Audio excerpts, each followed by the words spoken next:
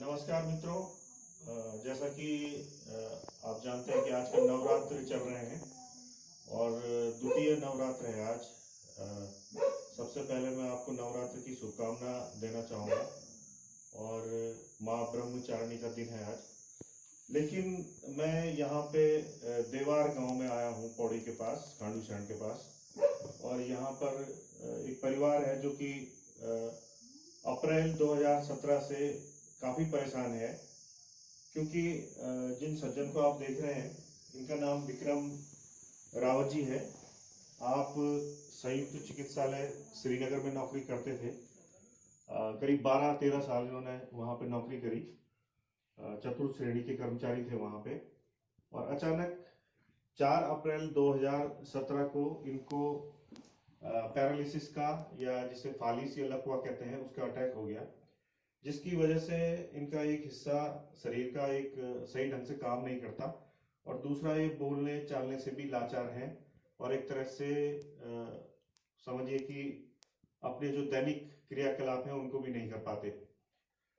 आपको साल भर जो संयुक्त चिकित्सालय है वहाँ का जो प्रशासन है उसने मेडिकल पीरियड की सैलरी तो दी। उसके बाद 2018 से अब 2020 हो गया है और इन्हें वेतन भी नहीं मिल रहा है। तो आप समझ सकते हैं कि इनका परिवार, जो कि आपके 2 बेटे हैं, आपकी पत्नी है और आप भाई हैं, इनके छोटे भाई, ये लोग बड़े परेशान हैं। और आप लोगों ने मेरे से संपर्क किया। कुछ दिन पहले जिलाधिकारी पौड़ी से भी मिले कि कुछ मदद की जाए इस परिवार की, और अगर ये नौकरी नहीं कर पा रहे हैं तो ये विभाग की जिम्मेदारी है कि कम से कम सैलरी तो इनको मिलनी चाहिए, चाहे वो 50% मिले, अगर पूरी नहीं मिल सकती, या इनकी जगह इनकी पत्नी को रोजगार दिया जाए जिससे कि इनकी देखभाल हो सके और इनका परिवार का भरण पोषण भी हो सके। तो सबसे पहले मैं उनके भाई से बात करूंगा, उनसे पूछूंगा कि किन हालातों में है परिवार। बहुत बुरी स्थिति में है, कुछ बोल नहीं सकते। और प्रशासन की तरफ से तो कोई जिम्मेदारी नहीं लेता। मतलब कहाँ कहाँ गए आप? विभाग क्या कहता है, क्यों सैलरी नहीं दे रहे इनको? विभाग बात करने के लिए तैयार ही नहीं होता, कोई जवाब ही नहीं देता। हमने कई बार उनको पत्राचार भी किया लेकिन हमें वापस कोई चिट्ठी का जवाब नहीं मिला। किस किस से मिले थे आप? श्रीनगर में मिले वहाँ पे प्रशासन से उनके? श्रीनगर में भी मिले हैं, पौड़ी DHO साहब से मिले हैं और जिलाधिकारी महोदय को भी हमने लिखित में दे रखा है, लेकिन कुछ नहीं हो रहा। कुछ नहीं। बेटा आप कौन सी क्लास में पढ़ते हो? 7th कहाँ पढ़ रहे हो? KV। अच्छा, आपके पापा कब से बीमार है, याद है आपको? 4 अप्रैल 2017 से। क्या हुआ था पापा को? Paralyse attack. उनकी पत्नी भी मेरे साथ हैं और स्थिति ऐसी है कि जो दैनिक क्रियाकलाप होते हैं वो भी स्वयं इन्हें संपन्न करने पड़ते हैं, क्योंकि वो कुछ भी करने की स्थिति में नहीं है। कितनी परेशानी हो रही है आपके परिवार को? परेशानी तो बहुत हो रही है सर। जब से सैलरी नहीं मिलती तब से आप कैसे चलाते हैं खर्चा? अब खर्चा भी ऐसे ही चल रहा है, उनकी दवाई का खर्चा है, हर चीज़ का खर्चा, घर का खर्चा है। अब तो कमरा भी चेंज हो गया, अब कमरे का खर्चा है, बच्चों की वो है, पढ़ाई वढ़ाई का खर्चा है ना।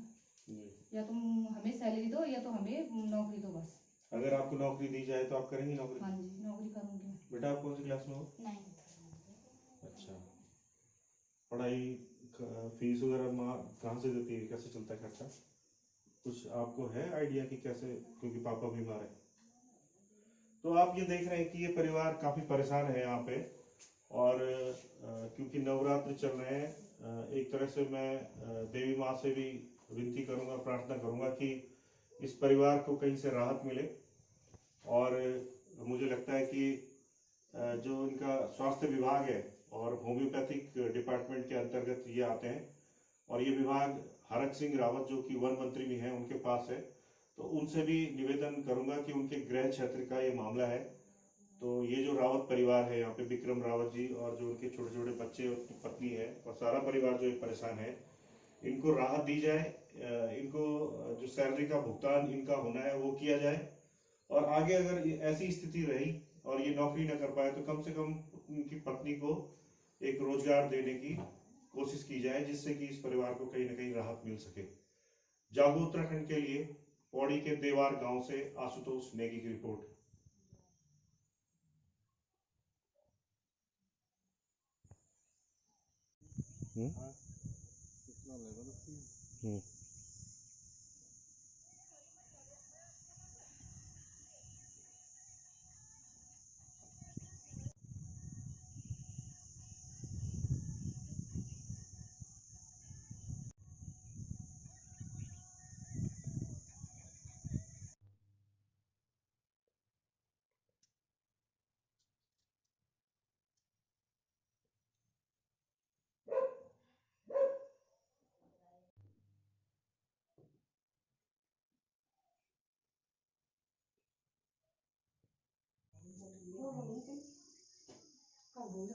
आपका करता था नौकरी?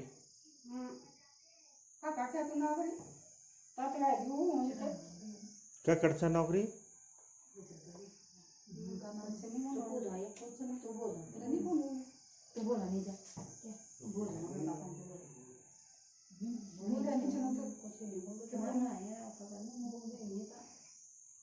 कोल खुट्टा चूंगा सुन है जरा आप बताती क्या